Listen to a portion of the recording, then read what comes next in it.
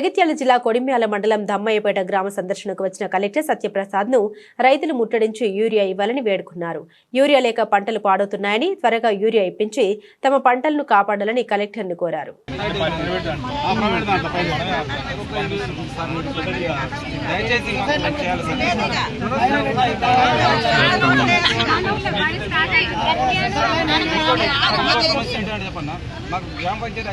దరిద్రం మోపైంది. స్కూల్ బంద్ అయింది సార్. మాకు